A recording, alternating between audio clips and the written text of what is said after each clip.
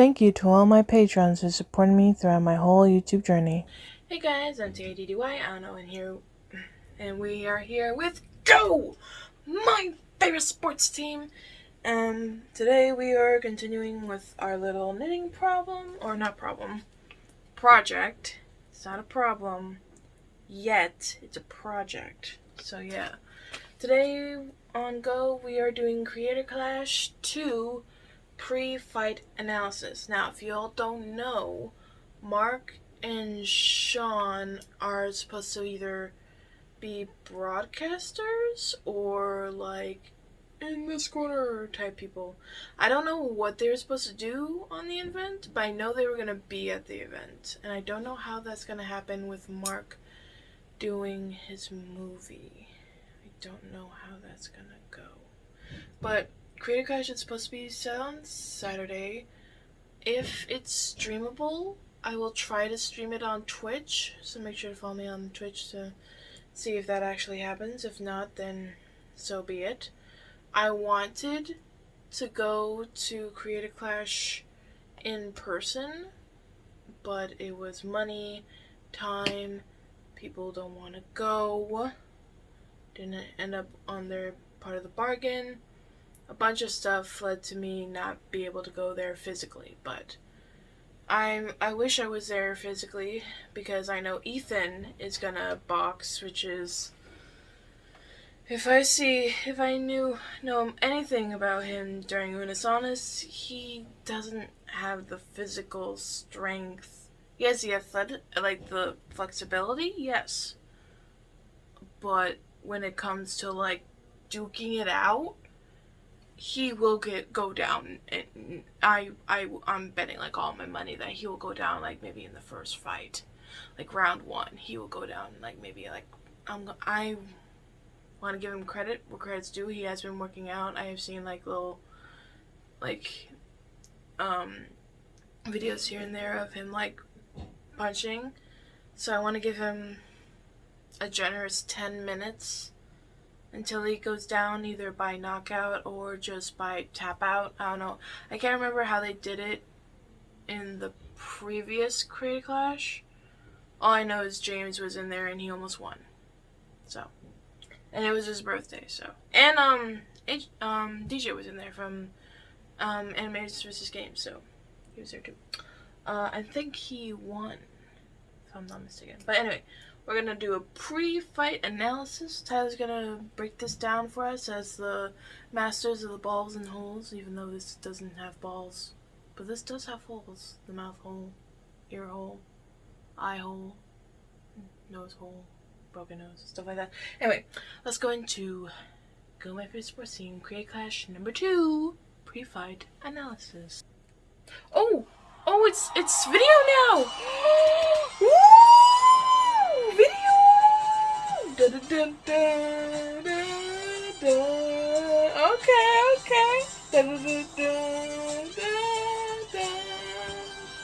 I knew it was one of these days.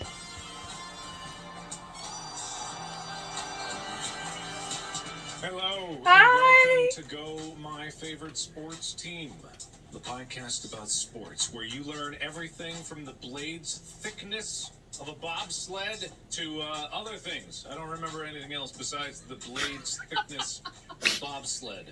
Okay. For some reason, that's in my brain. Okay, so you learn about sports, you learn about details of it, but this has been brought up multiple times, and you've complained about me saying the measurements and the stats of these particular things. But Yes. for people that are listening on audio only that don't have a visual reference, measurements help you visualize the actual sizes. It actually of these does. fields and these objects and these things It that people actually have does. to use in order to participate in the sport. I think it's very important to give people that ability to physically Isn't it more visualize it. important when you're doing a primer to tell them, like, it's got 2 sharp metal blades at the bottom? Like a physical description, like, I don't even know what a bobsled looks like. I don't even know. But I know it's got, like, a blade thickness of whatever, yada, yada, yada. It looks like a tubular sled. It looks like a pill that people sit in. Oh, okay. That's a better description. That's a better description for a primer and a baby. And a baby would understand that. It looks like a pill. Because if there's one thing the babies know is it's pills. What What? babies? Why do babies know pills? pills. I don't know. Just seemed like something to say. I often say things loud and exclamatory with confidence, and I'm hoping that it comes across like I know what I'm talking about. Fair. I don't think you Also, know welcome those on Spotify. You Hi. can actually see us. I now. can. You're not just an elegant listener. You're now an elegant viewer. It Yeah. just depends on if this is all working properly. It is. It Hopefully is. it is. It is. Well, It is. Unless Tyler messed up the settings, which who knows, maybe. It's fine. Maybe. It's Either fine. way, we're trying. It's fine. Yes.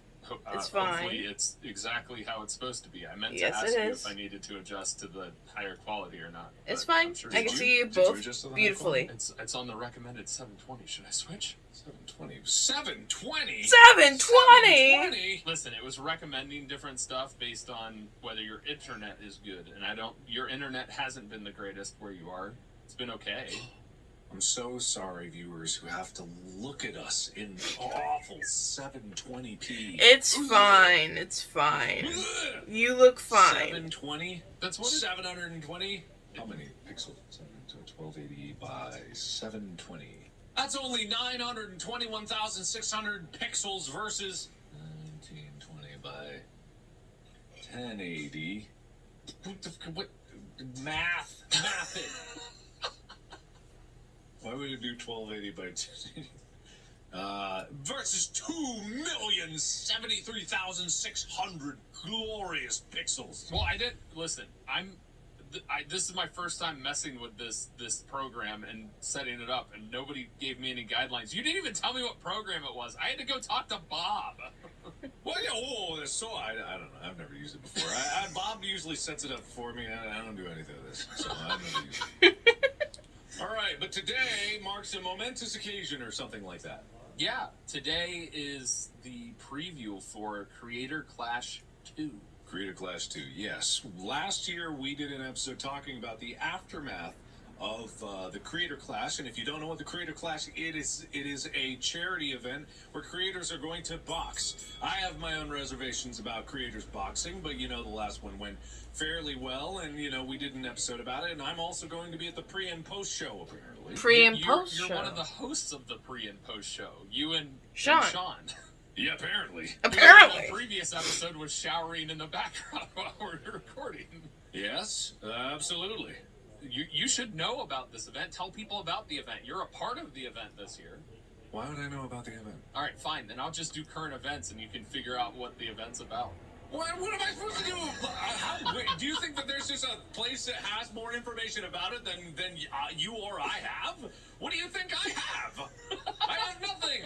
I've got nothing. You think they give me anything? They probably want to do, but then I didn't get on the call to talk about it before because I was too busy. That's true. That's true. I mean, that is true. That does make sense. But let's talk about current events, and then we'll jump into what the Creator Clash is. Okay, current events.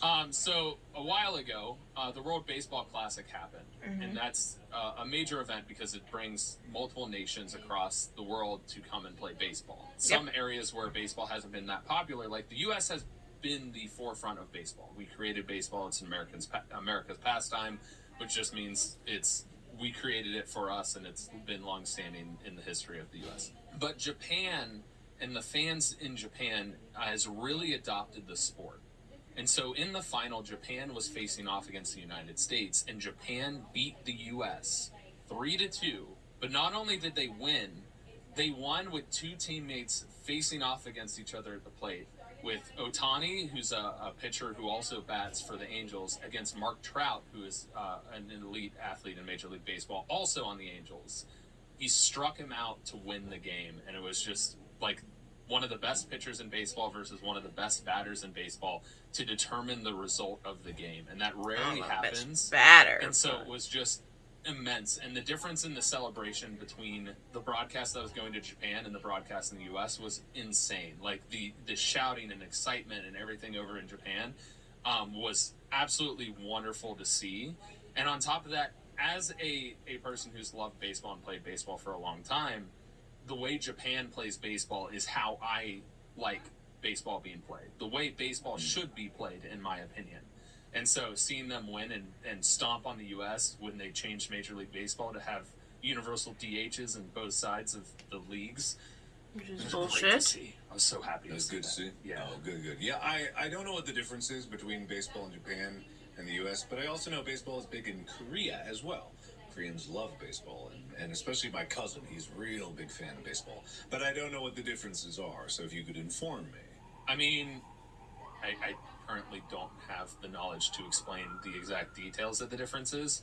The biggest one is like the way baseball used to be played was like small ball, where you would go up to the plate and you'd want to advance the runners, so you'd be able to bunt, you'd swing and do hit and runs, you'd do various different types of play, to where it wasn't about home run or bust, which the U.S. has become home run or bust because everybody loves the big hit, and so a lot of the like fundamental elements of baseball have been lost.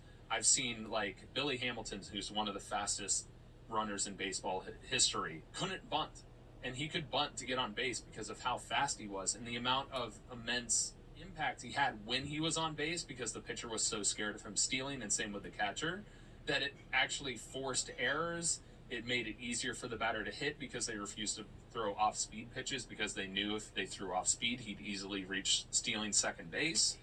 Mm-hmm. And so in Japan, they use a lot of those old school elements, where instead of home run or bust, they hit in bunches. Everybody steps up to the plate and hits. The pitchers hit. It's more of a team unity when you're running through the cycle, as opposed to just batter versus pitcher. And if I hit a home run or hit multiple base hits, they actually use the elements of the hit and run. They use the elements of stealing. They use the elements of bunting to advance the runner. Just the style of play is more reminiscent of traditional baseball and how baseball was played when I loved baseball.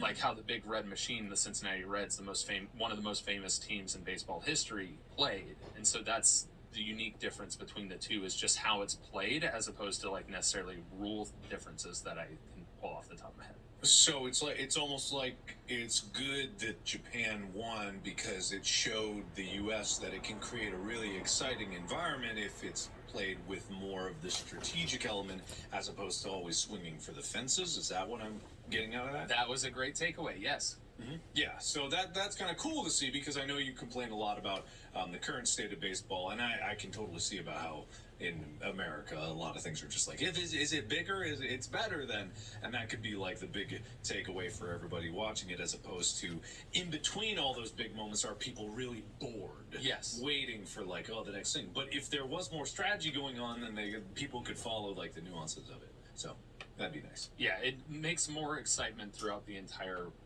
game, as opposed to, oh, it's a home run, yeah, really excited, now we're bored because everybody's striking out. Yeah. So that's the differences.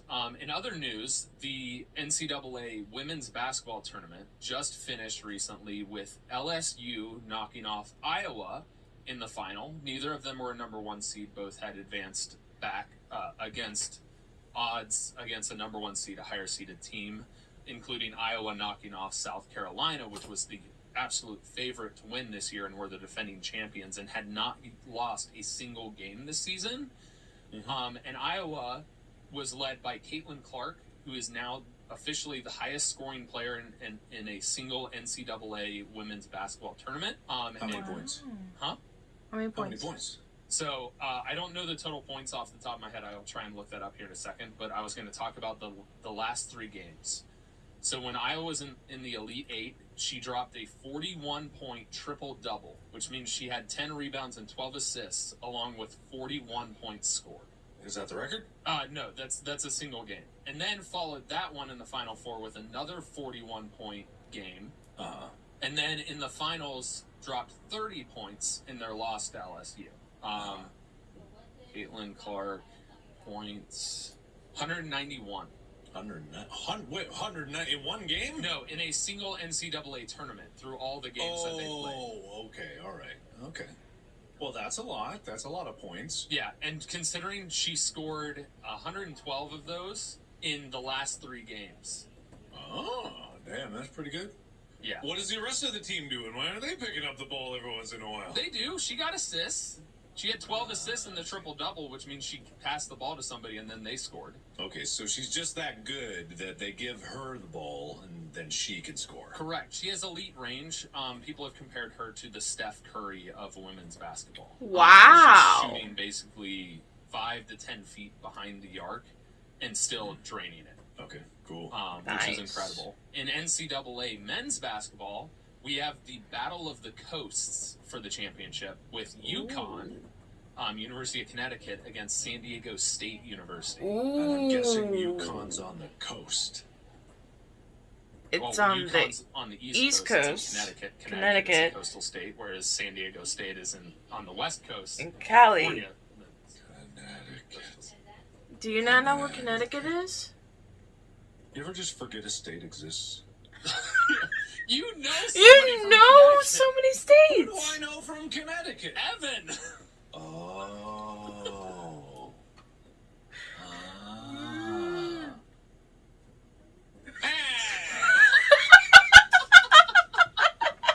He actually went to UConn, dude. Oh, okay, all right, there we go. Yeah, Connecticut, yeah, that exists. Mhm. Go on. So, in that final, and Will, this is a part where you edit so that I'm saying who actually won. UConn won! San Diego State won! Will, don't edit that. No! Like, point him out for him trying to play both sides. No! Here, I'm just gonna make one call, and I'm gonna be like, "Yay, San Diego! Woo, woo, woo, woo!" And then I'm gonna put it all on the line, and you'll see how embarrassed he'll be. Because even if I'm wrong, at least I stuck to my guns. Yeah, but it's not about being wrong or right. It's about being accurate to the news because this episode's coming out after the championship game. News, whatever. All right, well, whatever have you. All right. Any more news? Those were the major current events I just wanted to talk about because some people were coming at me about not talking about the World Baseball Classic. If you want to know further news going way back to last year, but because we took the break, I didn't talk about it, Argentina won the Soccer World Cup. And I think I mentioned it briefly, but people have been mad that I haven't talked about it. With Lionel Messi being his final year playing in the World Cup and actually retiring from soccer upon the World Cup ending. So him winning the World Cup in his final year of playing soccer was pretty cool. That is pretty cool, I'm thinking, yes. Is that pretty cool? It's he's it's very excellent cool. top mark. Ah, I see. You know, I something see. Tom Brady didn't do. I don't know. Once you're the best Oh my of all God. time, No! you kind of lose that, so you just kind of retain that for all the time, and it doesn't matter what it comes after. So, other news: the Creator Class. Woo! Second one! Second one. Creator Class 2. All right. So, I watched the original Creator Class, as many listeners probably know. In this next one, we have a new lineup, but we have some familiar faces.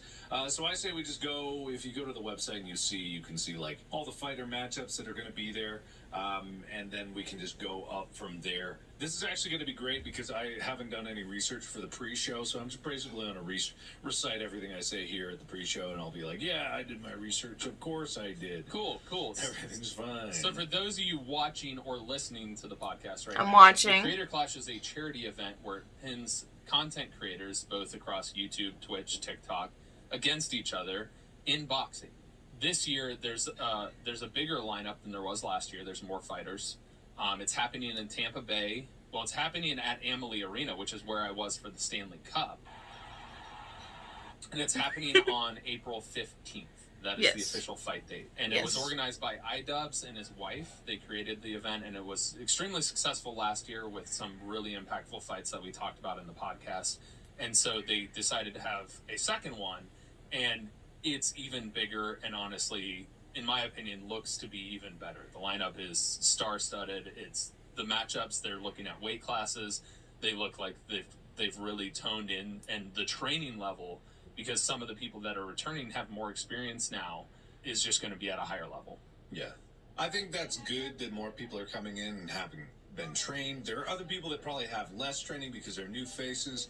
And there's some people here that I know and many that I don't. It's going to be embarrassing because I don't know. I am so out of touch when it comes to actual creators out there in the world. I didn't know them many years ago, and I still don't know them now because I don't pay attention to anything except what I'm doing, and I'm kind of just like lost in my own world of whatever the hell is going on at any given moment. However, I'm going to make bold proclamations here based on probably just I'm gonna judge books by their covers, and that's what I'm gonna do when it comes down to this. Okay. All right. Really, I don't know. All right, so I'm going to lead you into the first fight we're going to talk about because I have them in the order that was listed that I think is actually the order of which the fights are going to go. I might be wrong, but I did a little bit of research last night to try and figure out what order. And the first one is going to be Dad against Starkilla, or AB. Where are you finding this list? esports.gg. That sounds fake. But whatever way we go, it doesn't matter. We're probably going to be wrong across all things. It's true. But Dad led off last year, so I think it'd be fitting if Dad, also known as Nathan Barnett, he would lead off this time. So on the website, interestingly enough, it lists them both as having the same height, but in last year's Creator Clash, AB was listed at 5'10", while Dad was listed at 6 foot. So I don't know if they're actually going to be the same height. Yeah, I don't think someone can just spontaneously grow unless they got the leg lengthening surgery. Could which happen. would be bold. It's a bold surgery to get before a boxing match. I'm wondering if they're just trying to make the fight seem more even, but I don't know. Like, it is what it is. I mean, sure, maybe they got the height inaccurate last time. I have no idea. Maybe. The weight strikes me as different because they say that the fight weight for Dad is 170 and then AB is 170. I believe AB fought near that fight before, but Dad fought Matt Watson, which was at a much lighter weight. So I'm guessing that either Dad put on pounds or that's just what they're listing it as. I think that's definitely the weight they have to be under because they're actually doing weigh-ins and everything to try and make sure that they're even. Honestly, good. Yeah, we don't want any outmatched people. We don't want any big disparities in weight classes.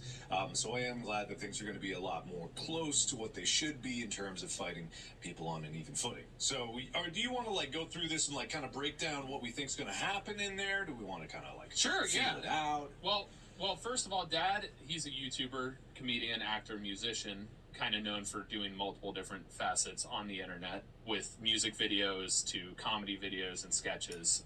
But he definitely acts and has created multiple different characters that are very unique. Whereas AB is from the H3 podcast. And so both of these guys fought last year. Mark, if you want to, you watched this a lot more closely than I did. I watched the full video a little bit last night. But what did you see from Dad and AB last year?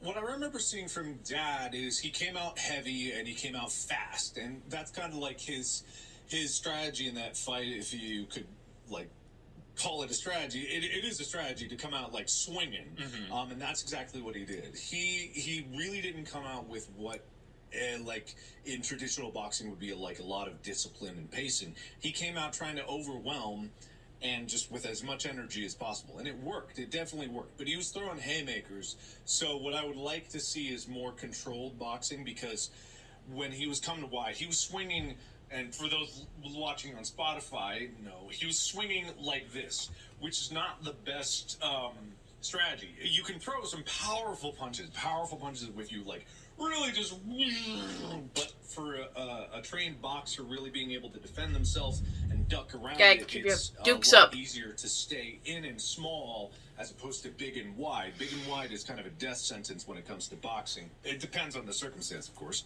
but for the most part it is. But I bet with a year of training, if that is what Dad has done in this time, which who knows, probably. I mean, according to his socials and everything else that I watched yesterday, he has been putting in the work and training really hard. He's actually been training with the WWE guy that's fighting this year as well, or not the WWE, former WWE professional wrestler. Yeah, so I would not doubt that any of these fighters that came from last year have put in additional training in some way, shape, or form. Even if it's just to get back into shape, they have put in additional training, so I would expect them to be a little more disciplined.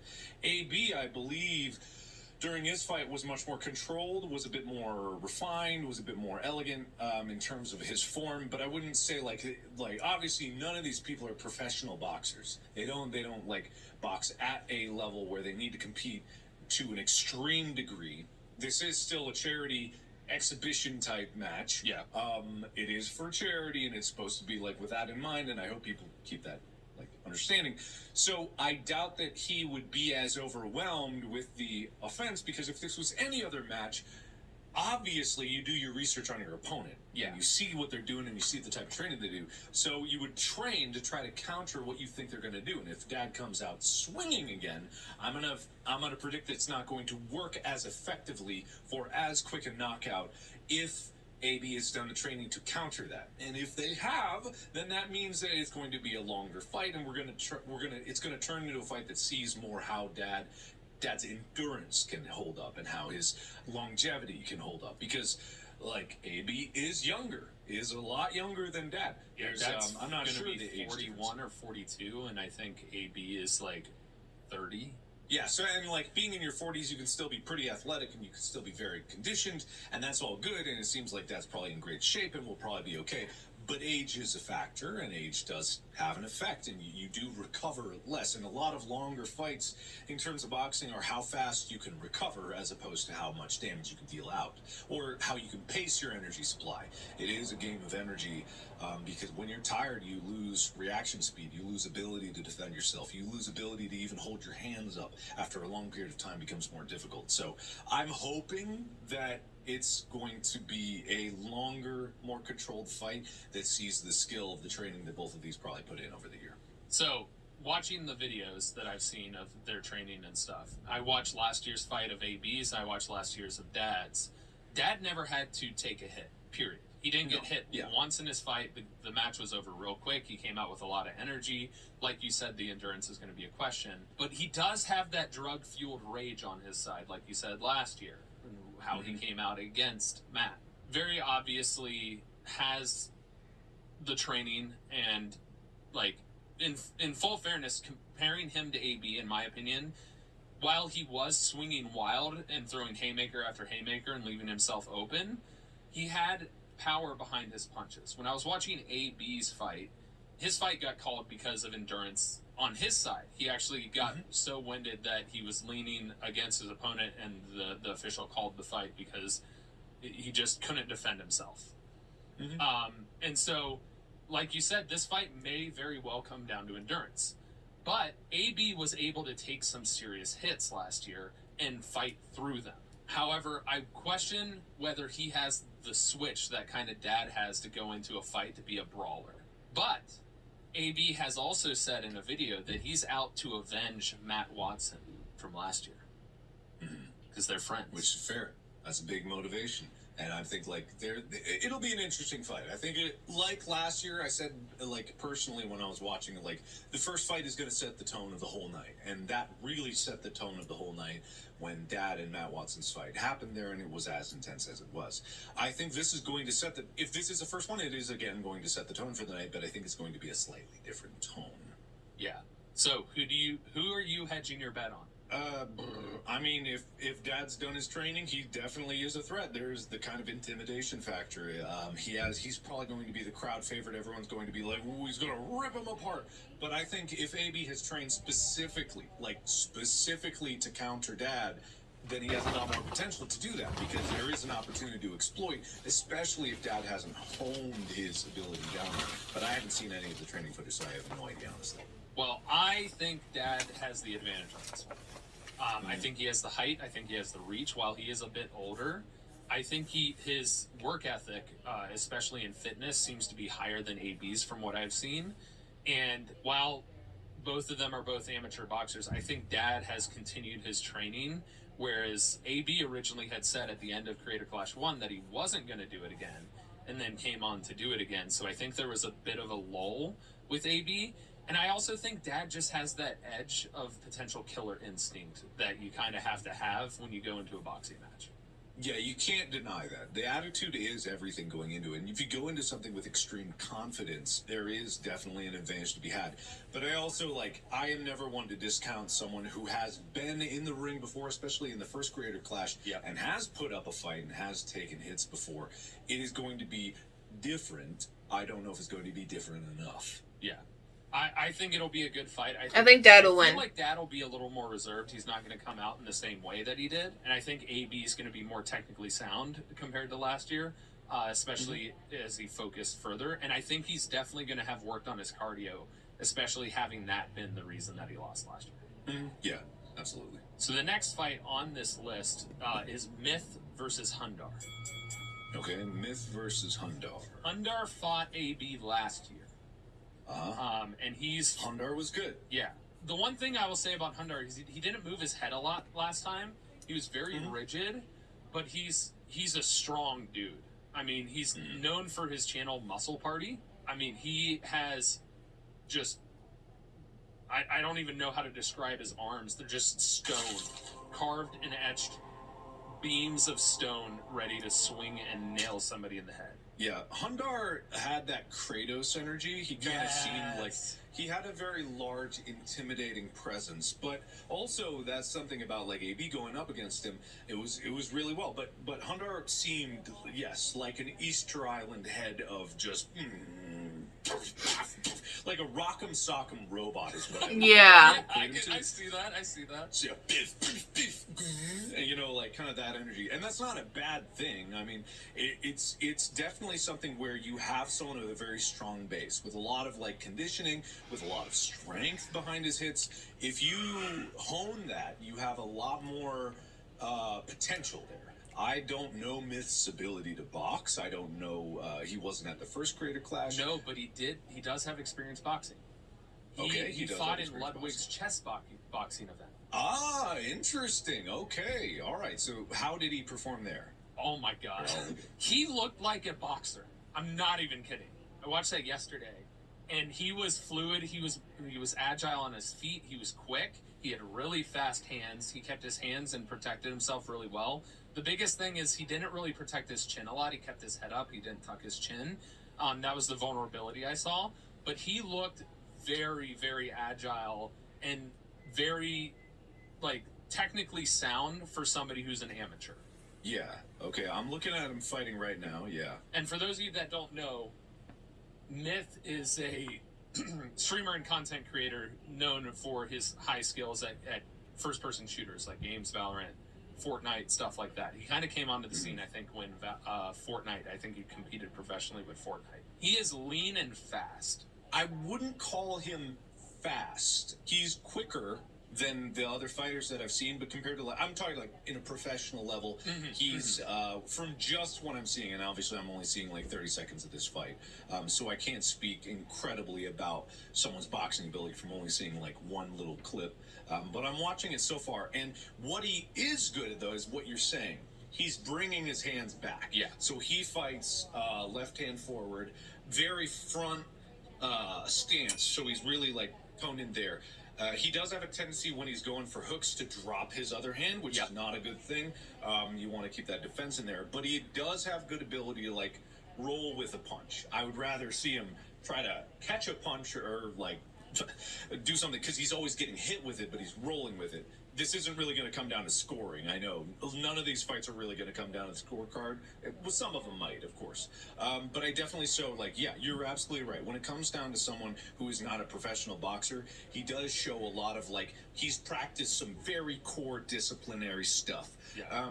I think that his punches do have a little bit of a tendency of predictability of, like, I'm about to punch, He which is rears where, back I mean, a little like, bit. he does rear back a little bit, and that's why I'm like, he's not fast, but he could get faster if he gets that muscle. It's all muscle memory, because when you got to think to bring back here, and then you got to think like, I'm gonna punch and keep this up, that does slow you down a bit. And it's all just like, this is just time and practice kind of that gets these instincts faster and faster. But he is able to dodge. He is able to see them coming, the hits coming. He doesn't flinch. He is moving and bobbing out of the way. So it's a lot of good potential there. I think that's a good matchup between someone who is an Easter Island man and versus someone who can move around. I would say, I don't know if the muscle mass difference between these two fighters is significant. I don't know where he is right now, but if looking at what it was with Hundar last year, Myth, in that fight I saw 3 months ago, I'm like, there is a distinct muscle mass difference, so there's a lot different power between those punches. I So think it's like, Hundar might that's why win. I'm like, if he's rolling with punches and he's not quick enough, he's just going to get punched in the head with a lot of strength behind it. You can roll off a lot, but if you're not really, really quick on the rolls, you're still getting hit. And that can do damage over a long period of time. Yeah, I was going to say, too, Myth has had a tendency in that fight to showboat, leaving himself open. Like, when he went into the corner, he fully fully dropped his hands and was like, I'm going to dodge everything. Which, Mhm. if you can, great, but you're leaving Yeah. yourself very exposed. I mean, his opponent in this match that I'm seeing is not much, but like shorter than him. So there is a reach mismatch here. And so he can and have the comfort of being like, I can dodge this because the distance is easier to gauge when you know your opponent does not have that reach. So it does allow for, I mean, it's not a huge difference, but even a few inches of height means a few inches of reach. That's a whole fist. Yeah. And knowing that you have that comfortable gap means that they have to lean in farther, which means you can stay more upright and you can counter easier with theirs. So I can get that showboating. I don't think he can pull that off with Hundar, especially considering Hundar has fought in the last one, has had a year of training, if they've been doing it correctly. So actually, So it'll be an interesting. their height is relatively the same. So that's another thing that's going to be interesting because Hundar is going to be tall. I'm talking about the last opponent. Yeah, I yeah, don't know yeah, who yeah. he was fighting in the one. For me, on that one, it's definitely very interesting, the difference between the two. Hundar definitely has more upper body muscle mass and has, the intimidation factor that's there.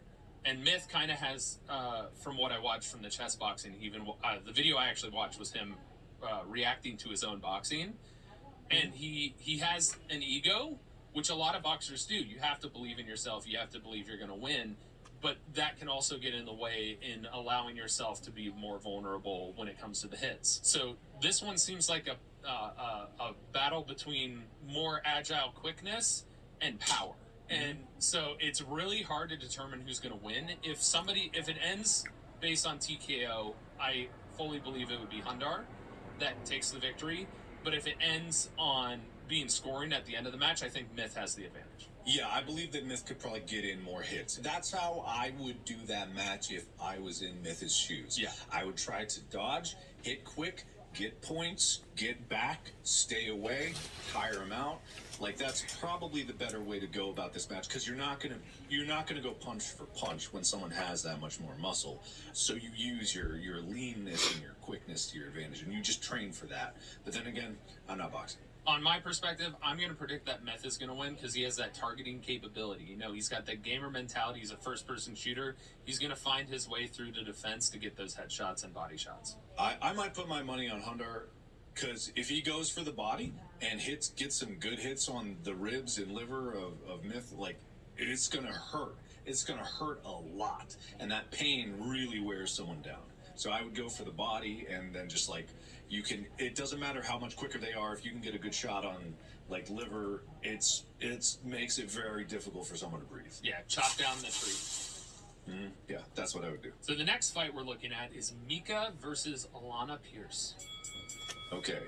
I know Mika has been training like crazy. Yeah, I do too. I know Alana has been training very significantly. So this is an interesting matchup. But I don't know Alana's training regimen. I just know a little bit more about Mika's. But remember, Alana's Australian. Everything in Australia is out to kill you. So, but Alana's not in Australia anymore. I know. So Alana lives in LA now. Yeah. I really have no idea. This is kind of just like one of those matchups where I could see it going either way. Oh, yeah. I think this is actually I'll a say very Mika. even, very fair matchup. They're both very strong. Yeah. Too. I think, was it Mika that, no, it was Alana that posted a picture that was like flexing. Flexing Yeah. in the one. I'm like, that might be bigger than my body. Like, what the Right? Yeah, and then Mika, I think, also had a picture that was similar. I was like, Jesus Christ, oh God. But yeah, I would. This is an even matchup for me. I don't know who is going to win this one. We have two new fighters from Creative Clash. I've never seen them fight before. I have no idea how this is going to go. I also have not seen mini training videos from either of them. They've been pretty quiet on posting stuff and showing what they're doing. The biggest thing that I did see, though, is that the winner gets to cuddle the loser. That's their kind of gamble, is like whoever wins cuddles the other one for comfort, because they are friends. Yeah. So there's a lot of respect walking into the ring, and it's going to come down to who is willing to punch the other one more. Yeah, and that is how it comes down when you are friends and you're like You have to throw down. It is kind of a thing where you got to put your friendship aside for a little bit, but also not too much, because it's like, if I'm going into a boxing match, which I'm not, and I don't want to, but if I'm going into a boxing match with, say, like you, I don't want to hit you very hard. I wouldn't want to hit you very hard at all. I would just play it technically. I would just try to score points. I would try to dodge, and I would try to play the fight with that. And I'm hoping that's how they're going to approach this, is they're playing for points, and they're playing like, I don't want anyone in this entire fight to be going for a knockout. Yeah. That's not what this event is about in my mind. That's not what I want to see. I want to see like technical skill. I want to see good guards. I want to see no brain damage. I want to see people walking out of this ring, and I want to see people like giving it their all, going the distance in terms of all the rounds, and getting down to the nitty-gritty of how much did you train, how much did you technically gain in terms of your skills and abilities for boxing. And I think this is a great matchup that's going to show a lot of that. Yeah, I think the biggest thing when I was looking at this is, for whatever reason, Mika gives me this mentality that she's been in a fight before. Like, not a boxing match, but like I feel like she's like punched somebody out in middle school or something. I don't know why, but Mika's got that kind demeanor, but also like could potentially have that mean streak that in the past. And so, but Alana being from Australia, I feel like probably dealt with, and I don't know how long Alana was in Australia, but something about Australians just make me think they have that they got beat up, and they beat people up. I don't know what it is. Something about that accent, and having been there with all the different creatures that exist that can kill people, there's some hardness that comes with being Australian, and I don't know why. All right, man. I can't speak to that, but sure. So I think the audience is the winner of this fight. Yeah, I am less open-minded. Like, I'm literally just thinking it's going to be the one that trained the most is going to win, and I'm not sure who did that, because I don't know their training. Yeah. Next, we go into Aaron Hansen versus Jarvis Johnson. Aaron obviously fought in last year's Creator Clash, going against Hundar. What's his name? He's a giant. Harley. Yeah. Knew it started with an H. And held his own. He did admirably well for a man that was like half a foot taller and 60 pounds heavier. Yeah. Like, he did very well. And I know Aaron trained a lot and went into it with a lot of confidence. And it wasn't even just like a complete washout. Like, he was getting hits, he was showing technical skill, and I know he's been training ever since. So when it comes down to this one, I don't know Jarvis's boxing history. Do you know? I tried to find stuff. I could find very little. The one thing that I saw was that what Creator Clash posted on their socials, and he looks like one of those like super nice individuals. And he even mentioned in the clip being like, "Yeah, I'm so scared my opponent's going to be like, hey, I'm going to whoop your butt, blah blah blah," and then I'm just going to be like, "All right, cool." That's what he said. But I would never put anyone out like that. I would never like be like, "Oh no, they haven't got it," because it's like sometimes the nicest people can flip a switch and they're just like, "I'll kill you, I'll kill you, everything you know." And you know, I would never put it against it. However, I would say just based on how much I know Aaron has been training and how much I don't see about Jarvis's, I would have to put my bet on Aaron, just because Me too. That's what I know, and I can't account for things that I don't know. I would say the same thing, especially after Aaron went against Harley last year, and the fact that he ate a number of those freight train punches that Harley was throwing his way, and just kept leaning in and kept going at it and getting after it. And now he's going against somebody that's more a match to his size. He's been training longer. He's got the experience under his belt. He looks ready, and he looks like he's ready to like actually box and win. Yeah, I'm looking at his training video on the Creator Clash Twitter right now. Aaron is showing really, really good form here. He's throwing his hooks with his guard up the entire time. It's like that, even training that instinct can take months to do, just being like, "I'm gonna keep wham," and he's hitting them with speed and good repetition. He's hitting the bag with power, and he's like hitting low, hitting high. He's able to throw these punches pretty well. And I mean, again, it's like these these fighters have been training for now over a year, and as soon as you get over the year mark, instead of being under a year of training, which is never enough to really train a fight at a significant level, you see the repeated discipline really ingraining themselves in the fighters, where they're able to instinctively get this guard up, know where to hit, know how to breathe when you're hitting, know when to breathe when you're throwing a punch, know where to look for when you know where you're exposed when you're throwing a punch. Those are kind of the instincts that I'm like, yes, I see him. He's definitely been keeping up with his training. Therefore, I would put I would favor him. But again, I don't know Jarvis. I can't see it. It's a mystery. He could be in, like a god in the ring, for all I know. He's got the advantage of that unknown factor, and what I have seen is he is able to throw his weight behind the punches, but there's so little out there, even on his socials, everywhere else. I have no idea how hard he's been getting after this. Like, I have so little information about Jarvis, and at the same time, that is an advantage. If you are unknown, you come in with nothing to lose, and you also come in being able to just come out with everything, and your opponent can't necessarily strategically plan. Jarvis has film to watch how Aaron fought last year. He has film to watch of his training, whereas Aaron, I don't think, has any of that for Jarvis, and that is an advantage. Yeah, I would say, though, that the film of his last fight is something I wouldn't base any training off of, because he was fighting a giant. Yes. And he's going to be fighting completely differently when he's able to look straight ahead. You know what I mean?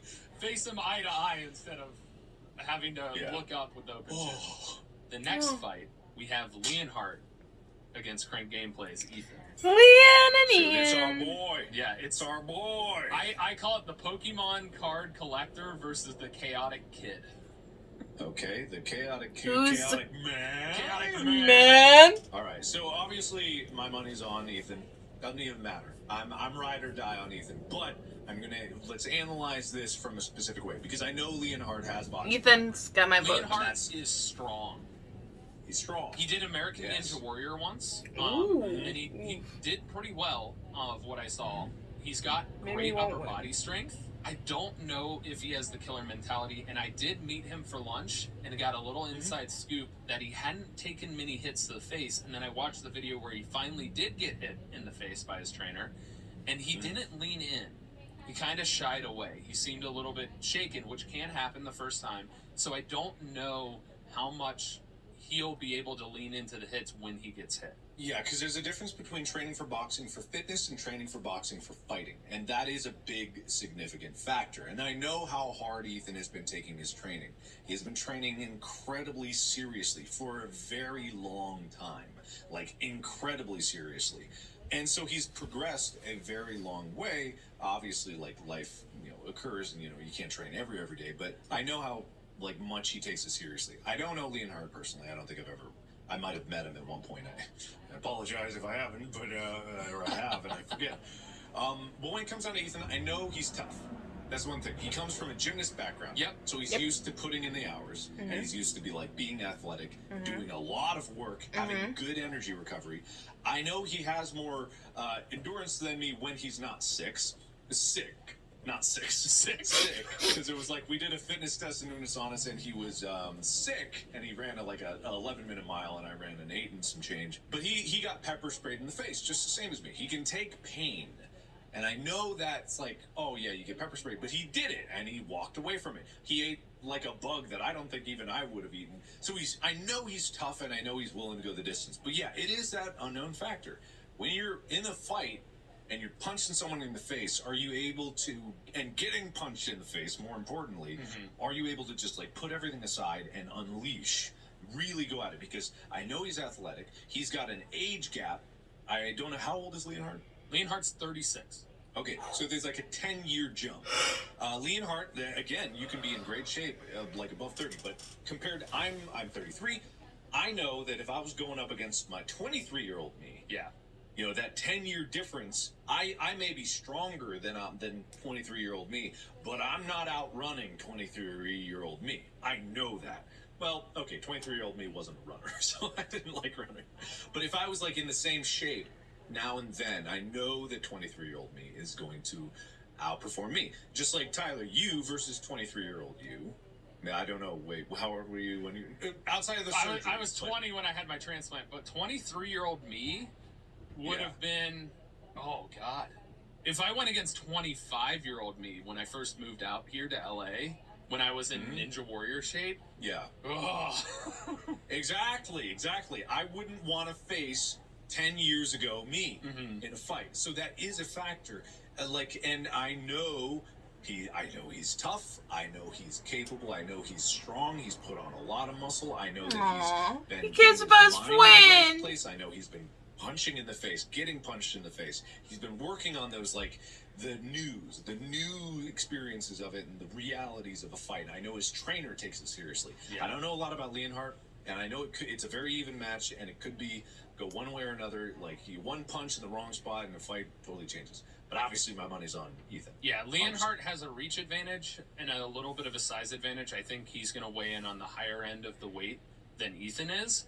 But Ethan, being a former gymnast, and this was the biggest thing that really brought me over, was the amount of focus you have to be a gymnast, the dedication, the flexibility, everything involved in that.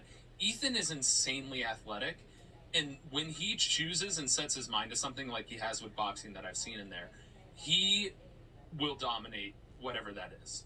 I fully expect Ethan to be the more spry fighter here. I expect his fundamentals and his skills to be there.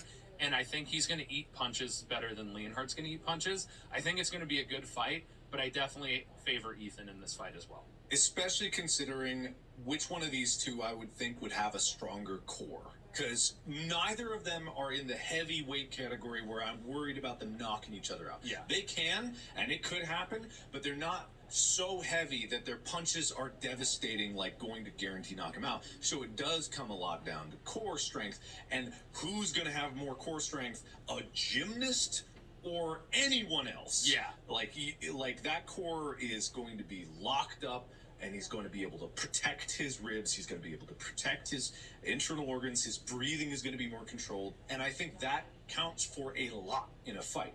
It's going to count for especially if he's got a reach disadvantage. That means he's going to be trying to go for the body, unless he's training a fight can throw everything off. And there is an instinct just go for the head.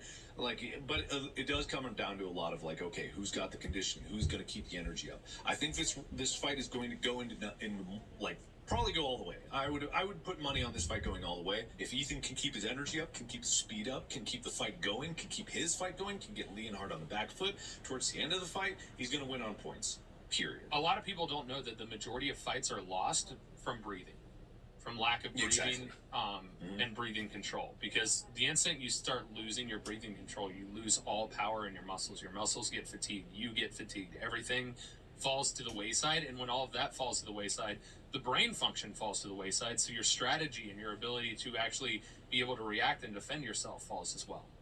Yeah, 100%. But it could go either way. Who knows? Yeah.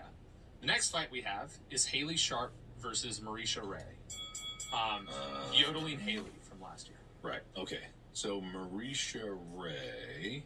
Haley did great. Oh, yeah. Last year. Against Haley did fighting wonderfully. Neats.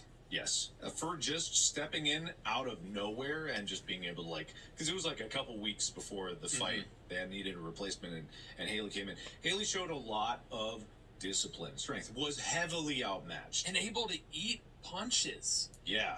And Justin Manx was definitely loose on training, loose on form, but was just bigger. And Haley wasn't able to get the damage in the hits. Honestly, if the fight could have gone very differently if Haley had kept up the discipline and just trying not to go for the head all the time and getting body shots in, could have theoretically won on points, but it ended before the fight could go the distance. And theoretically, if Haley keeps that mentality with this, I don't know Marisha Ray's training. I don't know Marisha Ray. So Marisha Ray is the creative director and a main cast on the show Critical Role. She's a voice actor and improviser extraordinaire. Definitely has experience role-playing a monk using flurry of blows, but is an extremely athletic build. I've seen she's done some action stunt stuff before, and is lean and looks to be in great shape. But as we know, shape doesn't always mean a boxing ability. Have you seen anything about Marisha boxing? It's been extremely limited. Both of them, as far as seeing the training, I definitely have more video footage of Haley just because of last year's fight. between the two of them, there's not much out there to watch. Marisha has a little bit, and her form looks good. She keeps her hands up, especially when she's swinging punches, especially a hook or a haymaker. She keeps her hands up. She's definitely seems to have some sense of martial arts background based on what I have seen. But Haley also has that mentality of she had such little lead up time and was relatively technically sound fighting against Minx. She wasn't really good at slipping punches, but she was able to eat so many hits. And just between the two body types, Haley looks to have a little bit more muscle mass in her upper body than Marisha does. But without seeing, like, I saw Haley fight, really good discipline in terms of, like, it started to lose it towards the end of the fight because she was just eating so many punches. So, like, anyone's going to be rattled after that many hits to the head and body, and, like, you could see the fatigue, but still came in with good discipline. I have no idea because I don't know Marisha's ability to fight, but this Haley, like, this is going to be a very good fight. Yeah, and Haley does have height and likely reach advantage. I'd say Haley. As well. It's very slight, but could very well be the biggest factor, which is the only reason why I'm taking Haley is because I have more information on Haley. And I think just after fighting Minx last year is going to lean in and know what she's jumping into the ring for and be more prepared. So I feel like Haley just has the edge for that particular reason in my head. Marisha, there's so little out there, I have so little information, but very well could come in as an unknown and be extremely versatile, extremely quick, and fundamentally sound. Yes, absolutely. The next one I have is Jayla Ray versus Abelina Sabrina. Jayla Ray is a gamer streamer, League of Legends and Valorant in particular, whereas Abelina is a voiceover artist known for sketch comedy and pop culture vlogs. Okay, this is going to be the featherweight fight. Yes. These are the lightest fighters and shortest fighters in the matchup. And with this, let me just I think they're both 5'2". It says 5'2" for both of them. They're fighting in the 115, which is, that's light. That's very, very light.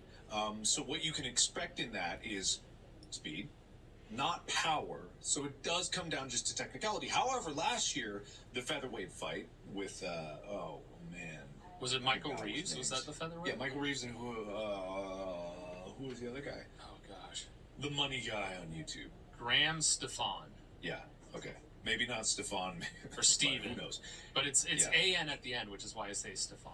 Either way, that was the featherweight fight of the last one. Not specifically featherweight, unless that is the featherweight class of featherweight. Featherweight is under 126. So even that was not quite featherweight. I think they were a little over that. But this one is the featherweight. And what you have with this fight is going to be down to technicals or who taps, because we have completely omitted the idea that someone can tap, and that's what happened to Graham last year, was that he tapped after getting too many punches in the face, which I understand. Yeah. Know your limits. There's no shame in anyone tapping in this fight. It's for charity. It's basically an exhibition. I think it is an exhibition fight.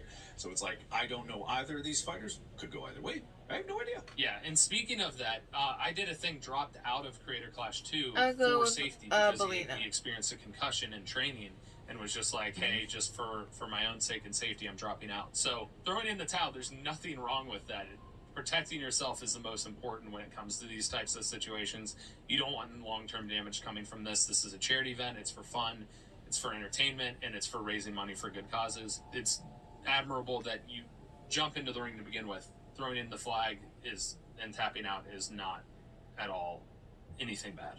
Yeah, not bad at all. Totally fine. Jayla Ray, the information that I have, I've looked up some research. Jayla Ray's training seems to be very passionate about fitness and really seems to have fallen in love with boxing, which means if she's enjoying the training, I think she's going to be very prepared. And she had a flexing video that I found, and she is also jacked. Her arms are toned and defined and large. For being that small. For being 115. Yeah, there's muscle I'm not mass making there. fun at all. Yeah. Totally. But at the same time, fitness does not equate to ability to fight. And it can be very deceptive. Some of the best fighters in the world do not have a six-pack. Yep. And it does come down to technique a lot. but not disparaging this in any way. If that's what I want people to walk away from this, because I want them to, number one, walk away, and number two, walk away feeling good about themselves, and number three, if they find a passion for fitness, that's even better. I do not want people being carried out of the ring. Yeah. And I think, but that's not really a concern for me in this weight class. It is always a concern. It's always dangerous. But I think this will be a good fight. I think it'll go until either someone taps or the distance, and I'm hoping it goes the distance, and I'm hoping that people can get some good entertainment out of this fight. Abelina, I have seen some training videos, has started training since fall of 2022, has basically 3 days of boxing and then 3 days of strength training with 1 day off a week, but is also training with a fellow person who's training for Creator Clash. I forget which one. I think it's the one they're fighting Jack. I don't know. They're training with somebody else who's fighting in Creator Clash that I don't remember off the top of my head. But the emphasis in their training is their trainer is constantly making sure that their core is there. They're doing abs and punching them in the core. They're doing captain's chairs exercise and getting punched with boxing gloves by their trainer. Like, they are seriously focused on being able to take those body shots. For whatever reason, my advantage goes to Abelina because she is literally being punched by her trainer. Mm-hmm. That's good. The next one is Michelle Carr, I don't know how to pronounce it, versus Andrea Botez. Or it could be Botiz. I don't know how to pronounce these, and I apologize if I'm mispronouncing their names. Michelle is a YouTuber, television host, actress, and former professional cyclist. Insane fitness channel. She's done, like, the Navy SEALs training, trying to get through that. She's done SWAT Academy. She, like, an absolute fitness freak. Andrea is a chess player, a commentator who fought in the chess boxing of Ludwig as well, but is a Twitch streamer and YouTuber. I watched the video of the chess boxing, was distinctly winning the chess boxing in the boxing aspect. In fact, so much so that a lot of people, there's a controversial ending to where they thought she had gotten the standing count on the other opponent to knock them out to officially win before the other opponent got checkmate. But they definitely swing a little wild with a wide stance and not as protective. But they were basically chasing their opponent the entire time. Okay, I'm trying to figure out who's Andrea and who's the opponent here in the chess boxing. Do you know if Andrea was wearing white or was wearing black? Dina. Oh, okay, black. Okay, Black, got it. yeah. Okay, definitely haymakers coming in. Yeah. Which are obviously dangerous to an untrained opponent, but I don't think the opponent is untrained in this case. The way you were saying with Navy SEALs training, very intense. Let me try to find more. Yeah. Not keeping guard up, but still, like, against this opponent, doing quite well just because overwhelming with just keeping the attack up. And that can be a strategy in and all of itself. Work for Dad. Yeah, that's what I was going to say. It reminded me of the dad fight last year. Yeah, exactly. And that can happen. It's not, like, quite as intense. And they have headgear in this one, which, honestly, I'd be fine if everyone wore headgear in this matchup. I'd be fine with that, and everyone else should be fine with that, I'm fine too. with that. I'm fine with it. I'm Protection fine and with safety that. above all else. I'm If I fine could with do that. it, I would opt to wear headgear.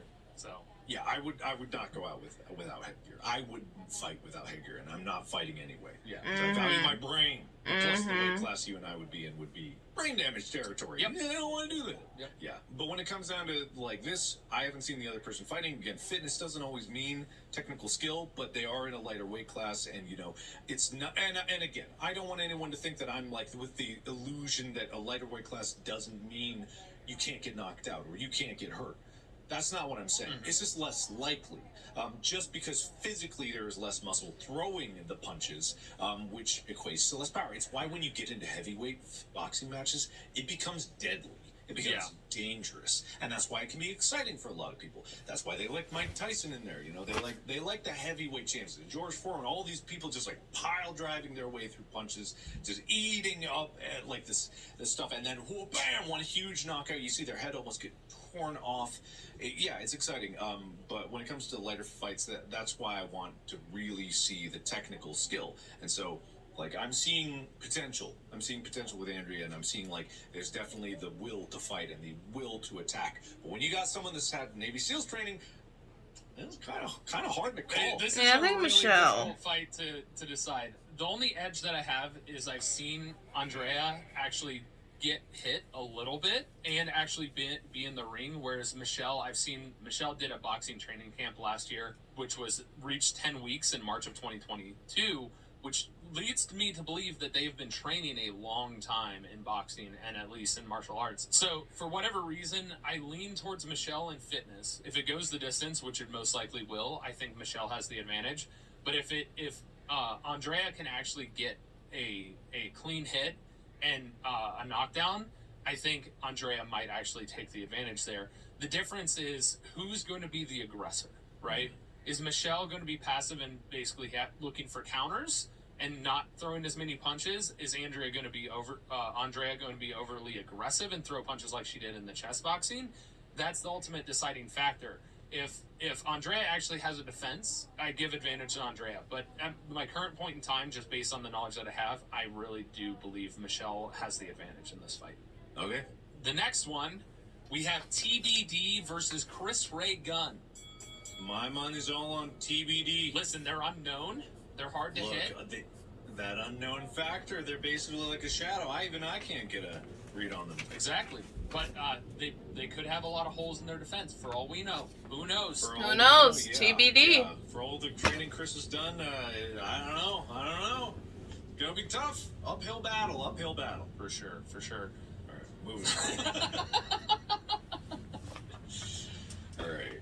Just a few left, right? Yeah, Just two. this is the one that I'm most intrigued by. It's Johnny Elite or John Morrison versus Harley. This fight scares me. This fight terrifies me. Why? This fight really, really worries me. Because Why? John is a professional wrestler and actor Oh. who immediately after the fight last year was like, I think I can take Harley. The difference is, I don't know if you've seen Harley's body. Harley has toned down and looks ripped. Like he's taking it serious. I'm really glad to see that because John Morrison is ripped. An absolute tank of muscle. Obviously, basically a gymnast doing stunts with professional wrestling. The one thing I did see is John is training with an MMA fight. Nothing against MMA, but MMA and boxing are distinctly different. Yeah. In the sense of how you have to defend yourself in boxing versus MMA. MMA, a lot of times you reach out because you want to be able to stop something and counter with it. And in boxing, that often opens you up for a secondary attack. On the stuff that I've seen, John has been training with Dad to some degree, but mostly with his MMA fighter trainer that I've seen. His MMA fighter can really throw, but his ability to defend himself, he looks a little bit exposed. He gets his hands a little wide and his elbows don't stay in. And that's the one concern I see with John, is that aspect. He also has he's shorter and has less reach. Still not to the height of Harley. I don't think very few people ever would. So yeah, Harley's what, 6'7"? 6'7", something like that. Yeah. Yeah. Huge. But the guy is athletic. He has power. He's been doing boxing for exercise for years and years and years. And he's a professional sports entertainer, so you know he's going to put on a show. And he's motivated. He wants to win. Because, in my opinion, he has more to lose if he loses this fight than Harley does. I don't know about that. Again, it's an exhibition, man. It's an exhibition, man. I understand. It's an exhibition, man. I understand, but egos and public perception is a thing, and sometimes people get it in their head that he might have more of a mentality of a must-win desire. I don't think anyone would have them going up against Harley and being like, "Oh, you should have beat him." It's like he's a giant. Who's gonna think of someone going up against Harley and be like, "Oh, what a wimp, am I right?" He got punched by a 250-pound sack of meat, like, dude, or 200-pound now apparently. But yeah, no, this fight just worries me. I'm not gonna call this one way or another. Just because, yeah, I'm gonna say Harley based on how much they talk of how tall he is. Training is going to translate over to boxing. I don't know how seriously they're going to take this. Yeah. That's why this fight scares me, just because there's a lot of unknowns, and it's in the territory where someone could get really, really hurt. Because it's in that heavier weight class. There's just too much power going behind these punches, and you're right. If ego, it's not even ego going in. When you're in a fight, adrenaline takes up, and if you get into this mode, which I'm sure John Hennigan knows, and Harley probably knows as well, and you, like, the adrenaline starts pumping, you get pissed. It scares me. Yeah. So It just scares me. this one is the one that I think has the most potential for an actual knockout. And that's terrifying. 100%. Harley was throwing freight trains last year. He's been training massively for this fight. knows he's going against somebody who's an absolute ripped, fit dude who's been doing boxing training for years. He even talked about being scared and worried about this fight because of the legit seriousness of the weight class that they're in. Yes, exactly. And the fact that he's taking it that way and has that fear, for whatever reason, gives me the mentality that he's going to be more prepared than his opponent. His opponent doesn't seem scared. He seems very driven and really believes in himself, and talked about it in an interview and has done interviews and different stuff like that. But Harley seems to be really taking this serious, really ready to protect himself for whatever reason, just because I've seen Harley fight before and seeing how serious he's being and his body transformation, he just has the advantage for me. Yep. Now we've got 2 more fights. We've got Jack Manifold and Dakota Olave, and then we have the main event, which is Alex Wasabi and I-Dubs. Jack Manifold, Dakota Olave. I know neither of them. Dakota is a TikToker. He fought in a previous boxing match, but it was like a weird circle. He did not look really fundamentally sound. I don't know the exact. I think it was like the TikToker boxing event. They didn't even fight in a square ring. It was like a circular ring. So it was really weird, but he's a TikToker and skateboarder. He definitely kept his hands really low throughout the fight, looked very unrefined, but he has experience in the ring. He has experience taking a punch. Jack has not, but both of them are lighter guys. They're both smaller guys. The advantage to me goes to Jack, just because I think he's been taking it a little more seriously. I'll go with you, Tyler. You know better than I do. I don't know much about Jack boxing. Did step into a ring with somebody. Tubbo. He hopped into a ring with Tubbo. There's a video of him fighting against Tubbo in a ring. I don't know who that I don't is. either. All right. So. Okay. Then the main event. Main event. Wasabi versus I-Dubs. Yeah, I'm looking up videos of Alex fighting. Very fast hands, very good fundamentals, good dodging. Does he have a lot of experience in boxing? Is he a boxer? He fought Deji, so he has a 1-0 record officially boxing. Because he fought in that event with, I think that was the Logan and KSI fight. Yeah. And so his training videos, he's had insane hand speed. Yes, that's what I'm seeing. Very fast Very hands, quick. very good footwork. Just his fundamentals seem incredibly sound, and I would like the reliability of those patterns can take you a long way. However, I-Dubs is insane. Yeah, I-Dubs also has been training for a long time.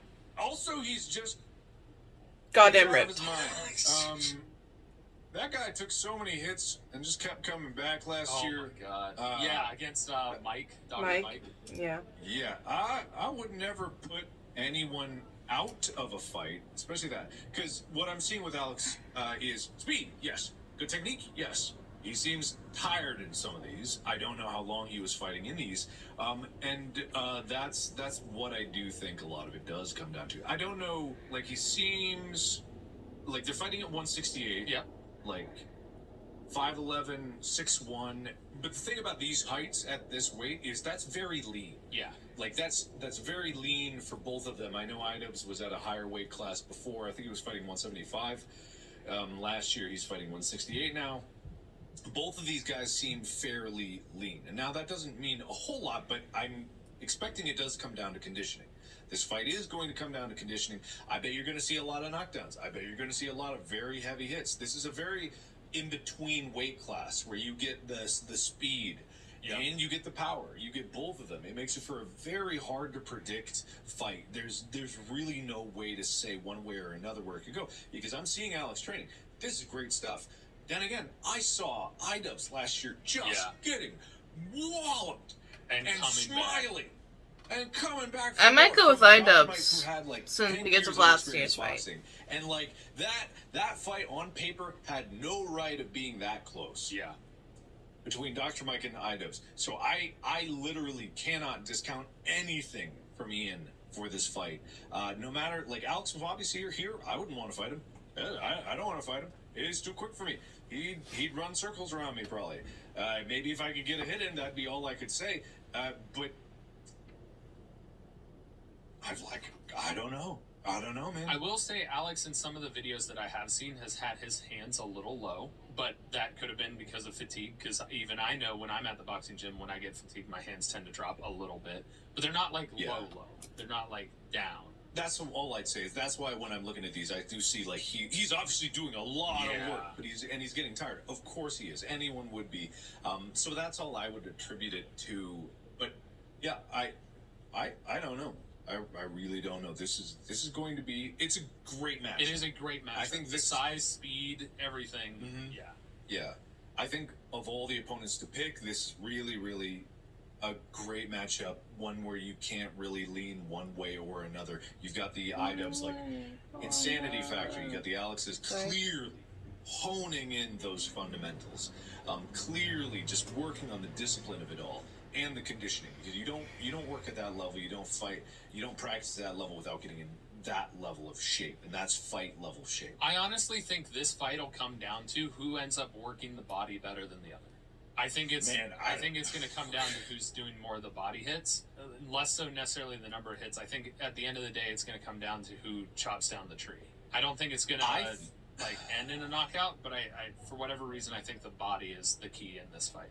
I'm thinking TKO. But the other opponent has been knocked down 2 times as well. Gotcha. Yeah, that's what I'm thinking for this one, because they're fast, they're powerful. It's going to be a lot of damage, even from body TKOs or body knockdowns. Oh, yeah. You know, it could be that. I think someone's getting smacked in the head. I think it's Ian. I think Ian's getting smacked in the head. But I think Alex is going to start to get tired in the middle of it and then take some big wallops to the nog. I'm either totally off base and someone's getting knocked out first round, or this is like TKO 3rd or 4th round. I don't think this one's going the distance just because I think there's going to be so much damage done. Yeah. I think my advantage goes to Alex just simply because of the amount of hits I saw I-dubs take last time. Both are really good at slipping. Both are really good at dodging. It's just I think Alex might be able to connect a little bit more than Ian does. That's my call. It's a very difficult call. This is a coin flip. This one. So yeah, I can't call this one at all. Yeah, but it's an exciting matchup. I like the weight class that they chose. Both of them have serious hand speed. Both of them have had immense training. Both have worked really hard on their slips and rolls for defense and able to avoid hits and keeping their hands up. So this is going to be a true main event. I think this is a great main event. I think this is a great card. I like the lineup this year. There's some scary fights like we talked about with Harley. Some interesting matchups between friends. And then you've got unknowns out of nowhere fighting each other that neither of them have really boxed before. And it's really exciting to see different people that you wouldn't necessarily think or even know of, like me and you, because we're both out of touch with a lot of the creator space, being able to step into the ring for this major charity event. And I think it's a great lineup, and I'm excited about it. Yeah. I hope everyone's safe. Yes. Be safe out there. Wear headgear if you want to. Yeah, wear some headgear. Seriously, protect your head. But anyway, that does it for this episode. It does. But you can go to the store, check out the new merch. We got pins, like I said last time. But now you can see us on video. This is the first video episode, so hopefully that's yes, unless something went horribly wrong. No, everything went perfectly. That would be my fault. It would 100% be my fault. But thank you, Mark. I'm excited to... I actually get to attend the event, by the way. I'll be there. Yay. You'll be there working the event, and I'm curious to hear what your thoughts are after the fact. So we're going to do a post-show as well, but it might not be immediately after the event that comes up. Yeah, I got to get back. Yeah, so... But thank you all for listening. Make sure and follow the podcast wherever you follow, and we'll catch you next time. Free. It is free. Listen, free. Watch. Tell people it's free. It's free. All free. Everything's free. Except for the merch. Yes. Except for the merch. It's not free. That supports us. Yeah. Dude, we got to ship that. Yeah. All right, elegant viewers. We'll see you next time. Bye. Bye. Alright. Wow! We finally got a video episode after promoting it being a video episode for so long, guys. Like, I thought, like, oh, it's like fake episodes, they're not gonna do it. They finally did it, and what a way to do it, you know? Having it being the freaking Creator Clash number 2, wow. let's go over the wins of the night, okay? I thought there was gonna be more people, but there's actually less. Okay. So we got, Dad's gonna win, Hunter's gonna win, Mika's gonna win, Aaron's gonna win, Ethan's gonna win. That's a maybe on Ethan. I'm just voting on Ethan because he's my boy. Harley, Haley, sorry, Harley's later. Abelina, and then, Michelle, TBD, because he's TBD, or they're TBD, then Harley, then Jack, then iDubbbz. Those are my winner chicken dinner slots. So when the results come, they will come, and then the winner shall be revealed. Let me write that more beautifully. Winners. Hopefully I can see the fight. Hopefully. But if not, that's how it is. I'm gonna go. I gotta go clean up Pyro's cage and then do the garbage. Even though I do garbage at work, I still have to do my chore at home, which is taking out the garbage. So yay. But I'll see you guys later. I hope you guys enjoy this, and I hope you guys watch the Creed Clash, because it's gonna be pretty awesome. Or I hope it is. And I will try to see if I can stream it on Twitch. If not, then I'm sorry. But I will try to see these fights, especially the Ethan and Aaron one, and the Harley one. That one caught my eye too. But I'll see you guys later. That's M.A.D.D.Y. I'll see you guys.